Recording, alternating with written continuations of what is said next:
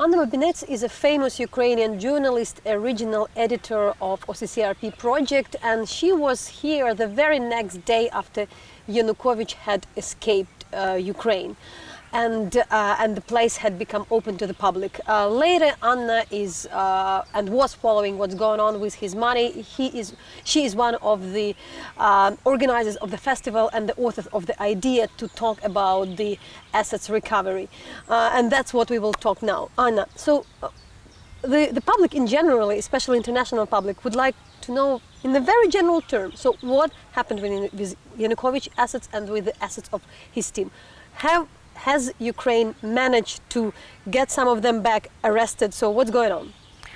In general, almost anything happened with that, unfortunately. I mean, now we are in Mezhyhirya. It's a very big asset of Yanukovych. It was his residence, as we know, and it's under arrest now, but people from NGO is managing it. So a state still doesn't have anything here, so it's very big, and state can do something, Ukraine can do something with this, but now it's like, it's the same like it was 4 years ago when Yanukovych escaped. It was like nobody's land, yeah, and now it's the same. We know case about our general prosecutors. They like to talk about 1.5 billion of confiscated money, which according to our general prosecutor Lutsenko, this money belonged to Yanukovych, but actually it's not true. This money connects to Kurchenko. This is young oligarch who lives in Moscow now, but he never been official. And it's like, I don't know how general prosecutors, how they can to link this 1.5 billions to Yanukovych. I can't see any connection actually. So maybe something, maybe some small things which were arrested by general prosecutors or police, but actually we almost don't know about that. We know a lot about these assets, but we don't know anything about arrested or... Any other people from Yanukovych team, formal and informal, had their money had been arrested, brought back to the Ukrainian public, and what's going on? This is the question too. We were trying to figure out with that before this fest, and we were creating documentary about that, about how it's going after 4 years, and we have several stories about ministers, former ministers who were ministers when Yanukovych was president, and we have some cases.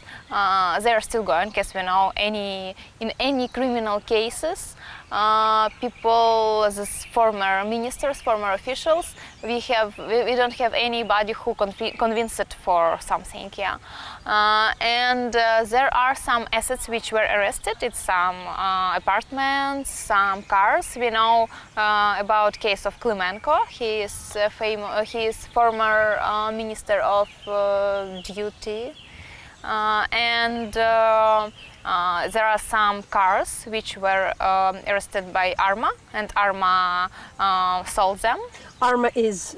Yeah, ARMA is new agency which started to work only last autumn. Each special agency which should manage assets which have some corruption roots.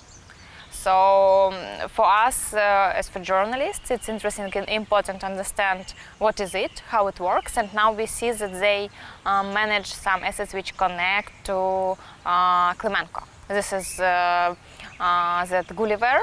This is the business center. Yeah, this business center, several floors there were arrested, and now ARMA, this agency, they try to manage it.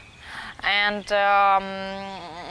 I don't know how much money they can get from it, but it's just, at least this process is starting. The process when these assets just staying and nothing happening with them. And now this service, this agency is trying at least to get some money from these assets. But it's not a lot. Actually, I don't know any big successful story about that. Investigative journalists today are often in the public discourse, which is here in Ukraine, accused of speaking too negative on anything that's happened, being too critical. And that's the discourse even by some of the Western partners. But indeed, how do you see the new agencies which are created? Are they not corrupt? Do you trust them? And not to build this relation on we trust or not trust. Yeah. What are the facts and figures to know? Should we be optimistic? Should we be pessimistic? What is working? What is not? Actually, I'm pretty optimistic about working of NABU. But I don't know how it happened, but all cases about former officials is investigating by people from general prosecutors. NABU doesn't have these cases. I don't know why, who decided it, but actually it's corrupted assets too, and NABU should work on it too, as I understand. But actually NABU doesn't work with these assets. If we are talking about assets of former officials who escaped and left here some houses, cars, everything, it's only general prosecution cares about it. Only they investigate it. So if we are talking about this subject, we can talk only about general prosecutors, not about NABU, ARMA, and ARMA sometimes manages assets, but important thing that ARMA can't decide what they will manage, what not. They can do only after court decision or after some decision of prosecutors. They can, for example, court decided that this Mezhyhirya should be managed by ARMA. Yeah? So ARMA can't make any decision without court and without investigators from general prosecutors. So that's new. I hope that it will work. Really, now I believe in ARMA, but we'll see how it will work. And they absolutely depends on decisions of general prosecutors. And in any country after the revolution, there are the talks and there are the numbers of conspiracy theories that the current government cooperate with the previous government, because it's always there are the same people, that's everywhere.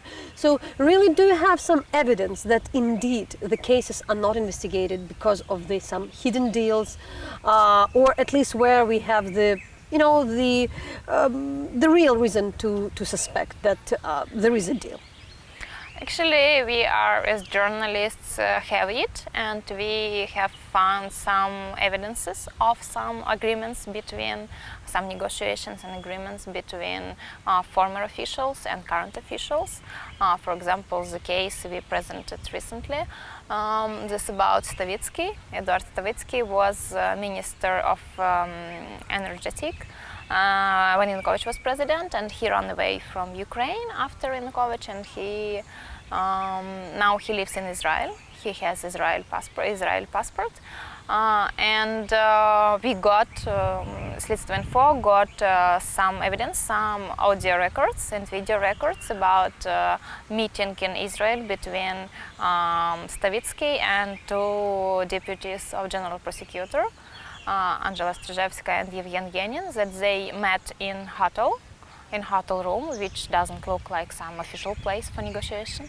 And we have this audio records about talking that representatives of general prosecution proposed him. They talked about his criminal case and what they can do in this case. Can they make any agreement in it? So at least we have effect of meeting outside of Ukraine. We don't know, did they make any agreement in the end. We know about fact of this meeting, we know about some negotiation, and it looks like, for us, it looks like some cooperation, because in general, representatives of prosecutors, they in all talking, we have 1 hour discussion between the people. It looked like they wanted to help him to solve with his criminal case. I mean, to make it's not so strong, or to help him to be not so bad or something. So it looked like that.